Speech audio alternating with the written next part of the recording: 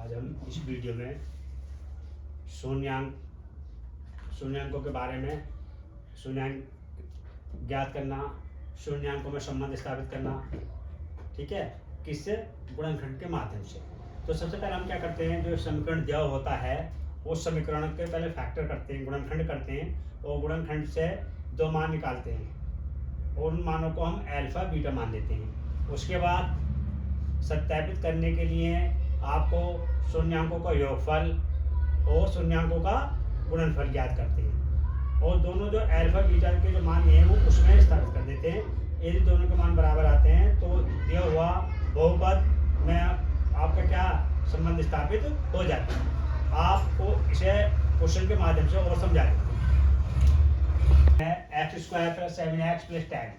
अब आपके पास ये पता है, आपको सबसे पहले ये बताना चाहिए कि ये जो बहुपद है किस प्रकार का, क्योंकि जो चर है यहाँ एक्स वेरिएबल उसकी पावर 2 है, इसलिए इसे कहेंगे द्विघात बहुपद।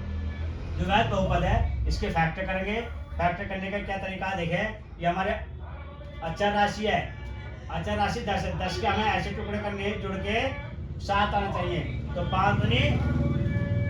5 दूनी 10, तो 5 गुणा, तो देखा आप दोनों की इन दोनों की गुणा करिए, हमारे कितना आ गया 10 और इन दोनों को हमने जोड़ दिया तो क्या आ गया 7 आ गया। तो हमारा गुणनखंड क्या हो गए, सही से है। यहाँ तक ऐसे कर लेते हैं, जो अचर राशि होती है उसके टुकड़े कर लेते हैं। टुकड़े करने के बाद ये देख लेते हैं कि प्लस है यहाँ, तो प्लस से देख लेते हैं, माइनस है तो माइनस, चिन्ह यहाँ देखते हैं, संख्या ये देखते हैं, और गुणा प्लस जो करते हैं वो यहाँ से करते हैं। ठीक, देखें एक्स स्क्वायर प्लस, अब 7 के टुकड़े हमने कर दिए तो 5 2 जा 10, देखो 2 + 5 हमने जोड़ लिए, कितने हो गया 7 हो गया, इंटू एक्स प्लस 10 बराबर 0। X square plus 2x plus 5x plus 10। अब यहाँ से यहाँ तक का कॉमन बन गया, फिर ये कॉमन बन गया।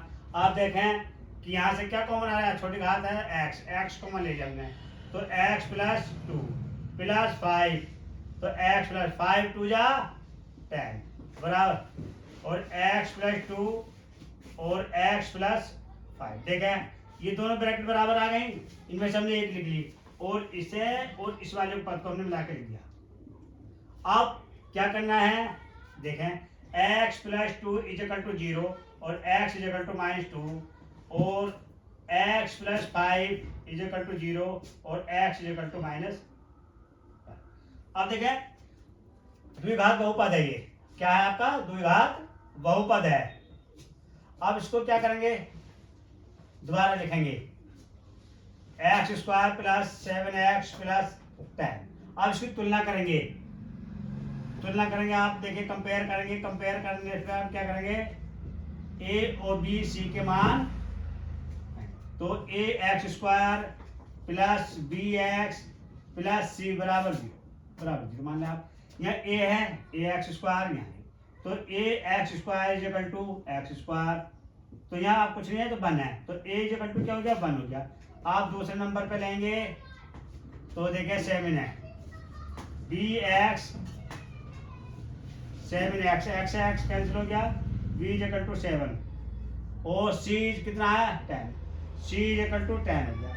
अच्छा आपके पास a b c के मान आ गए, ये जो मान आ गए, और आपके पास दो मूल आए थे, x शून्यांक है, सॉरी x और x बराबर 2 और x बराबर -5, तो इन शून्यांकों को x बराबर कितना है, x = पहले गुणनखंड आया था 2, तो इसे अल्फा मान लेंगे, अल्फा = -2 मान के चलेंगे, और x = -5 है तो इसे बीटा मान के चलेंगे माइनस। अब क्या निकालना, देखिए आपके पास आ गया शून्यांक ज्ञात हो गए, तो हमारे बहुपद के शून्यांक, तो बहुपद के जो शून्यांक हैं वो क्या आ गए भाई, बहुपद के शून्यांक आ गए आपके पास, अल्फा = -2 और बीटा = -5। अब क्या करना, ज्ञात करने के बाद अब शून्यांकों तथा गुणनफलों में संबंध स्थापित करें। अब देखिए संबंध स्थापित करेंगे, शून्यांकों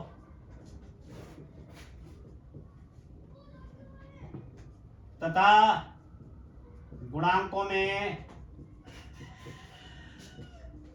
संबंध करेंगे स्थापित। देखिए भाई, अब शून्यांकों का योगफल, शून्यांकों का योगफल अल्फा प्लस बीटा बराबर माइनस बी अपॉन ए। तो अल्फा कितना है भाई, -2 है, और प्लस बीटा कितना -5 है, बराबर माइनस v कितना है भाई, ए और बी देखा आपका ये है, b कितना 7 है और a 1 है, तो 7/1। तो देखो माइनस प्लस माइनस, ये तो माइनस हो गया, ये माइनस हो गया, बराबर -7 से 1 से 7 को भाग करेंगे 7 आएगा, 7 इक्वल टू -7। ठीक है, अब अगला पॉइंट क्या आएगा, शून्यांकों का गुणनफल, शून्यांकों का गुणनफल alpha c upon a, alpha 2 -5, तो c कितना है 10/1, तो माइनस माइनस प्लस होते हैं, 2 5 जा 10 इक्वल टू 10, दोनों 10 आए, अब दोनों बराबर आ गए, योगफल भी और शून्यांक। तो क्या लिख सकते हैं, सत्यापित है। क्या लिख देंगे, उपयुक्त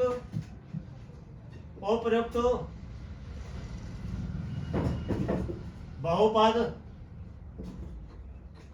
में शून्यांकों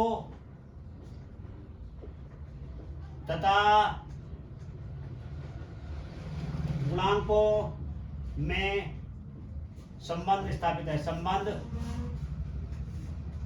स्थापित है, स्थापित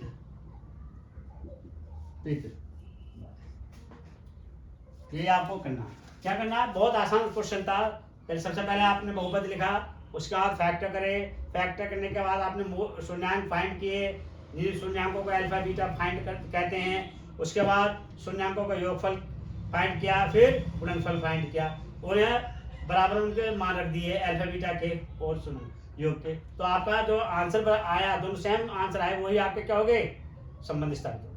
अगला क्वेश्चन और देखें आप, अगला क्वेश्चन आपका x² + 7x + 12। अब इसी का वही क्रम है, सबसे पहले इसके फैक्टर करेंगे। यहाँ अचर राशि कितनी है, अचर पद कितना है, राशि या पद, देखिए आपका 12 है, इस 12 के फैक्टर करेंगे, प्लस के 7 आना चाहिए। ये देखिए आपका 4 3 जा 12, 4 + 3 कितना होता है भाई, 7 होता, और मल्टीप्लाई करोगे तो कितना 12 होता। तरीका सही है, 4 के 12 का आपने फैक्टर कर दिया, 4 3 जा 12, तो 4 + 3 कितना होता है 7, 4 × 3 कितना होता है 12, आराम से कर सकते हैं। आप देखिए x² हो गया प्लस 4 + 3 और प्लस 12 इक्वल टू 0। आप देखिए x² हो गया, यहाँ प्लस है तो यही प्लस आएगा, 4x + 3x + 12 इक्वल टू 0। ये यहाँ से कॉमन, ये कॉमन, यहाँ से कॉमन आ गया x, तो x + 4 हो गया और प्लस 3 हो गया, x + 3 4 जा 12, तो x + 4 इक्वल टू 0 और x + 3 इक्वल टू 0। यहाँ x + 4 और x + 3 हमने मिला के लिख दिया, फिर ना अलग अलग लिख दिया। अब देखिए x + 4, यहाँ देखिए x + 4 इक्वल टू -4 हो गया, x इक्वल टू -4 हो गया, ये इसे अल्फा मान लीजिए, यहाँ अल्फा हो गया।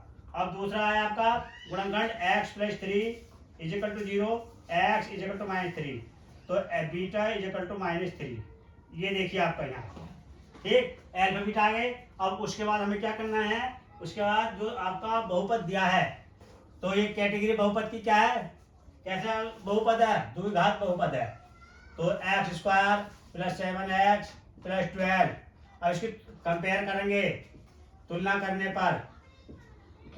पर आप देखें क्या करेंगे, तो ये x² ax² + bx + c equal to 0, a equal to 1 और b इक्वल टू 7 और c इक्वल टू 12, ये आपके कंपेयर हो गई। उसके बाद शून्यांकों का योगफल निकालेंगे, शून्यांकों का योगफल देखें आप, alpha plus beta is equal to minus b upon a. Alpha कितना है साहब, -4 प्लस बीटा 3 -7 अपॉन, तो -4 प्लस -3 बराबर -7।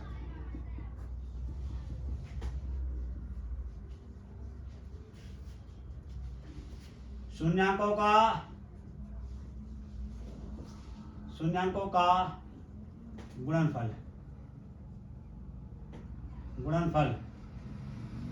Alpha beta is equal to c upon a. Alpha कितना है भाई, अल्फा 4 है, बीटा कितना है भाई -3 है, और सी कितना है 12 और ए की वैल्यू 1, तो माइनस माइनस प्लस 3 4 12 और 1 से इसको डिवाइड करेंगे 12 को तो 12 आएगा, तो 4 और 12 इज इक्वल टू 12। ये दोनों सत्यापित हो गए। लिख दो उपरोक्त बहुपद में शून्यांकों और गुणनखंडों में गुणांकों में संबंध स्थापित है।